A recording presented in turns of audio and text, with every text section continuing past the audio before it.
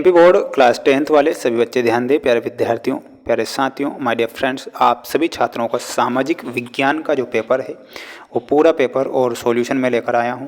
अगर आप इस क्वेश्चन पेपर को देखते हैं तो प्यारे विद्यार्थियों, वादा मैं आपसे करता हूं कि आप अपनी प्री बोर्ड परीक्षा में सबसे अच्छे अंक लेकर आएंगे। तो पूरा पेपर ध्यान से देखिएगा और अच्छे से इन प्रश्नों को याद कर लेना है।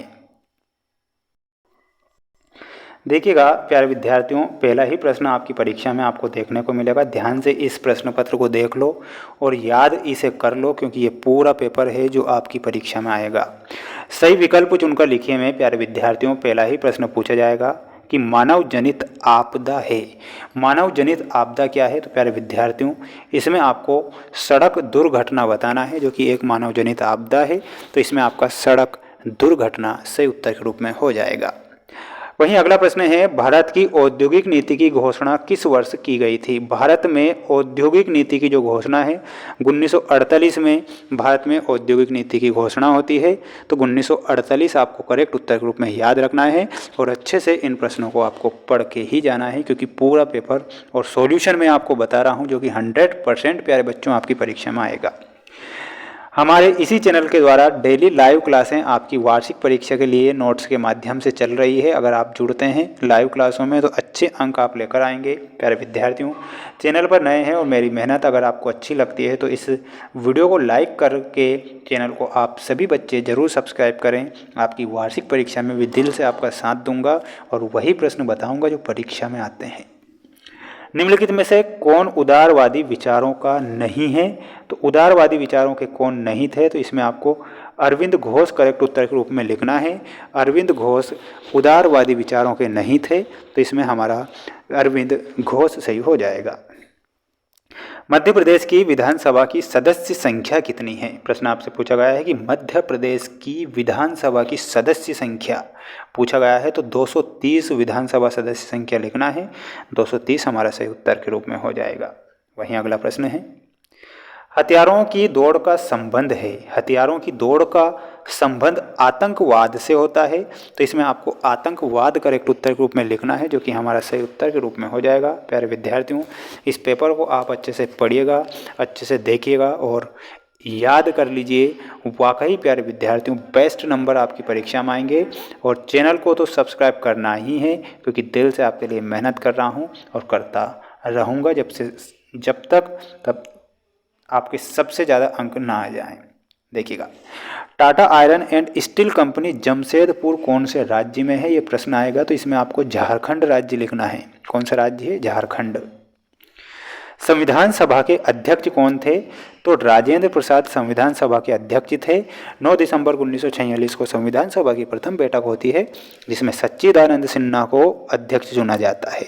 लेकिन जब दूसरी बैठक हुई थी ना 10 दिसंबर 1946 को, इसमें स्थायी अध्यक्ष राजेंद्र प्रसाद को बना दिया जाता है।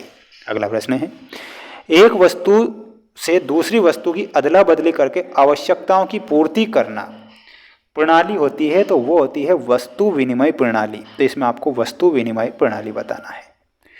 ऊर्जा आयोग का गठन 1 मार्च 1958 में होता है। कब होता है? 1 मार्च 1958 में। अर्थव्यवस्था को 3 क्षेत्रों में बांटा गया है, तो इसमें आपको क्या लिखना है? अर्थव्यवस्था को 3 क्षेत्रों में विभाजित किया गया है, तो यहाँ पर आपको 3 करेक्ट लिखना है। इसका एक स्क्रीनशॉट ले लो आप सभी बच्चे और इन्हें याद कर लो, क्योंकि ये प्रश्न आपकी परीक्षा में आ रहे हैं। इसीलिए मैं आपको ये पेपर बता रहा हूँ और आपको पढ़ना जरूरी है। आकाशवाणी की शुरुआत होती है 1957 में, परमाणु परीक्षण पोखरण में अटल बिहारी वाजपेयी के समय। संविधान की व्याख्या में आपको सर्वोच्च न्यायालय लिखना है। जॉब कार्ड में पंजीकृत परिवार और उपभोक्ता शोषण में आपका काला बाजारी होगा। तो आप इसका भी एक स्क्रीनशॉट ले लीजिए और याद इन्हें कर लीजिए। वाकई अगर आप अपनी परीक्षा में सबसे ज़्यादा अंक प्राप्त करना चाहते हैं तो पढ़ के ही जाइएगा पूरा पेपर। अगर आपने मिस कर दिया ना ये पेपर, तो आपका बहुत ही बड़ा नुकसान होगा। सत्यासत्य में, आपदाओं के कारण होने वाले नुकसान को आपदा प्रबंधन के द्वारा कम किया जा सकता है। बिल्कुल ये सत्य है।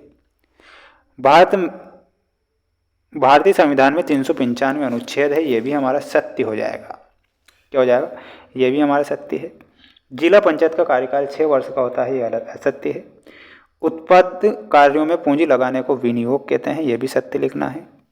उपभोक्ता प्रत्येक व्यक्ति नहीं होता है, ये गलत हो जाएगा। स्क्रीनशॉट ले लीजिएगा, है ना, सभी स्क्रीनशॉट ले लेना है ना, अच्छे से पढ़ लेना है, याद कर लेना है। प्रश्न परीक्षा में आ रहे हैं, 100% आएंगे। फूट डालो और शासन करो की जो नीति थी लॉर्ड मिंटो के द्वारा अपनाई गई थी। फॉरवर्ड ब्लॉक की स्थापना सुभाष चंद्र बोस ने की। वस्तु या सेवा के खरीदार को उपभोक्ता कहते हैं। परिवहन, भंडारण, संचार, बैंक, व्यापार आदि से संबंधित गतिविधियां किस क्षेत्र में आती है? तृतीय क्षेत्र में।